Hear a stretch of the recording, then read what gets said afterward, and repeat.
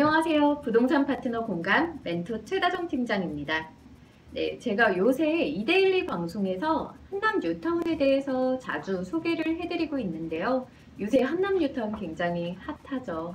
그래서 이제 매물 소개를 해드리고 가격 분석을 해드릴 때 이주비를 활용을 하시면 대출 상환의 부담이 적어지게 됩니다. 라는 말씀을 가끔 드립니다.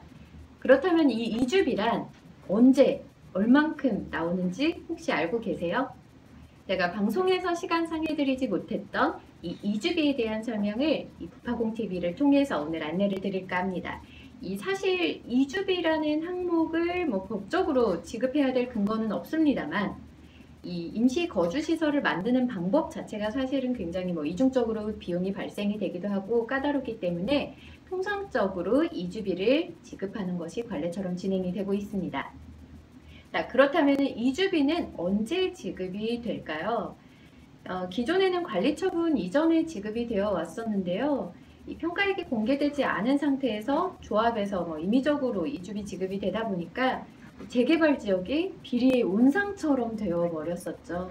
그리고 조합을 믿고서 이주를 했는데 추후에 이제 관리처분 이후에 높은 추가 부담금이 추후에 생기거나 아니면 낮은 평가액으로 굉장히 손해를 보는 경우가 많았습니다. 그래서 요새는 현재 같은 경우는 관리처분 이후에 평가액이 나온 다음 이주비가 지급이 되고 있습니다. 이주비 같은 경우는 통상적으로 재개발 조합원들이 감정평가액을 받은 그 비율대로 지급이 되게 되는데요.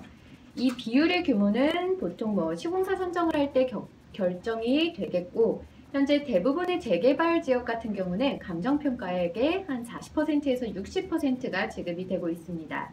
자, 그렇다면은 여기서 제가 질문을 한번 준비를 했는데요.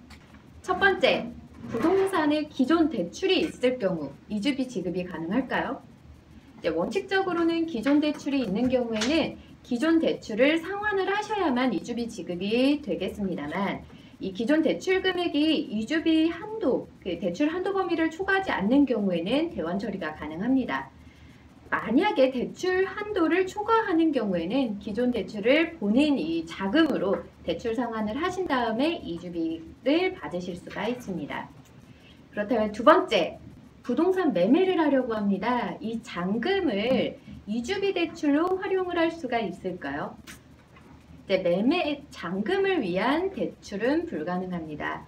따라서 이제 해당 기존 조합원이 이주비 대출을 받은 다음 이제 채무 승계를 하거나 혹은 소유권 변경 이후에 그 다음에 이주비 대출을 신청을 하셔야 하겠습니다. 그러면 세 번째, 이제 세입자가 임대차 기간이 만료되지 않았습니다. 2년이 안 넘어서 나는 나갈 수 없다 라고 한다면 어떻게 해야 될까요? 우선 관리처분 계획의 고시가 있고 난 다음에는 임대차 보호법이 적용되지가 않습니다. 계속해서 이주를 거부를 할 때는 법적인 조치나 정말 손해배상 청구까지도 가능하겠는데요.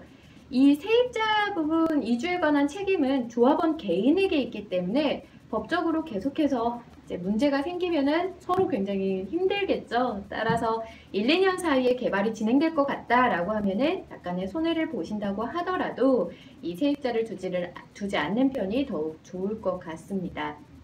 자, 그렇다면 네 번째, 세입자에게도 이주비가 주어질까요?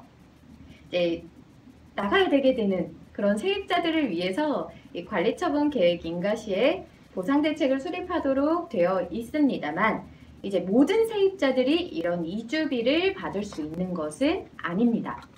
재개발 같은 경우는 기반 시설이 열악하기 때문에 시행되는 공익의 성격이 강하기 때문에 세입자에게 이주비가 지급이 되는데요.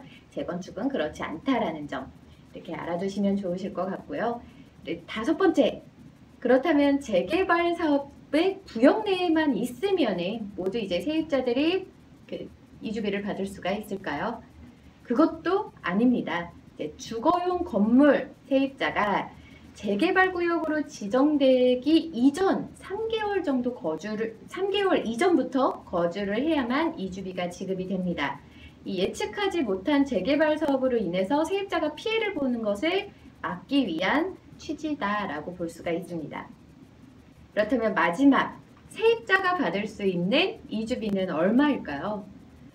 지급하는 기준은 이 통계청에서 나온 가구당 월 평균 가계 지출비의 4개월분을 곱한 금액이 이제 이주비가 됩니다. 이 가구 원수가 많을수록 가계 지출비는 많아지겠죠. 따라서 이 가구 원수가 많을수록 이주비 또한 많이 받게 됩니다. 그래서 여기까지가 제가 여러 부분들의 이주비에 대한 설명을 좀 해드렸는데요. 추가적으로 궁금하신 부분이 있으시면 저희 카페 통해서 질문 남겨주시면 제가 자세히 답변 드리도록 하겠습니다.